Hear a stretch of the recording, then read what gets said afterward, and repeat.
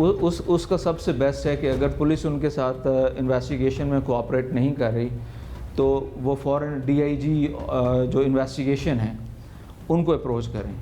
میں پرسنلی ملا ہوں DIG انویسٹیگیشن کو کچھ ڈفرینٹ میٹرز میں، and I found him very nice guy. وہ بہت تھارولی بڑے زبردست انداز میں ایک عام آدمی کو بھی ایسے ٹریٹ کر رہے ہیں جیسے UK یا USA میں ٹریٹ کیا جاتا ہے. فوراً ان کو اپروچ کریں. اگر وہاں پہ بھی ان کا کوئی نہیں سنوائی ہوتی تو پروسیکیوشن ڈپارٹمنٹ کے پاس جائیں. پروسیکیوشن ڈپارٹمنٹ اس پہ بہت سخت ہے آج کل.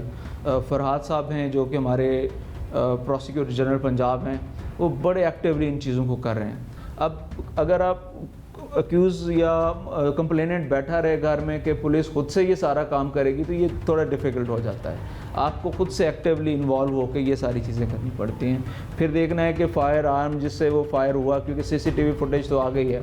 اب CCTV فوٹیج آنے کے بعد رول ایٹریبیوٹ کرنا بڑا آسان ہو گیا کہ فلاں بندے نے فلاں کو یا اس لڑکی کو شوٹ کیا اور اس کی ڈیتھ ہو گئی.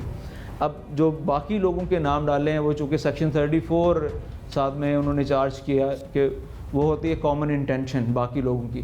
اب کامن انٹینشن کو ثابت کرنا ایک اور فیکٹر ہوگا کہ کیا وہ سب لوگ اس مقصد کے لیے آئے تھے کہ اس کو مارا جائے.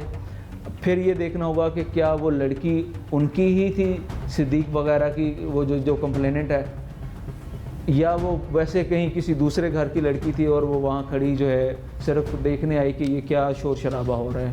اب یہ سارے وہ فیکٹرز ہیں جو اس کیس کو لیڈ کریں گے.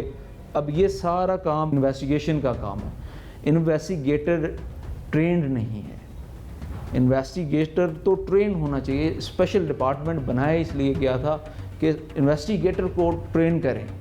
اور دوسرا، ہم بے حس ہو چکے ہیں. ہم سمجھتے ہیں کہ کسی کی بیٹی یا کسی کے کوئی فوت ہو گیا یا مر گیا یا زخمی ہو گیا ہے، ہم اس کو ایکٹیولی نہیں لیتے.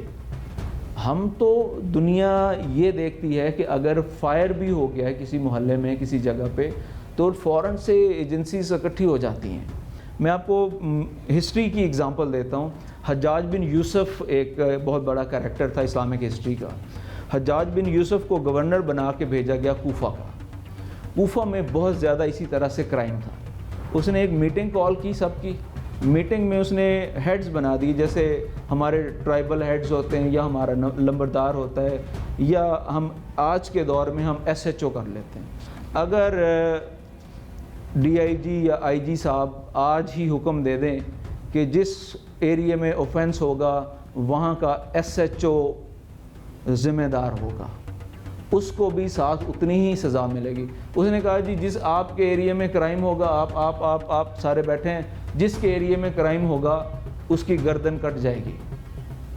سر کرائم ختم ہو گیا.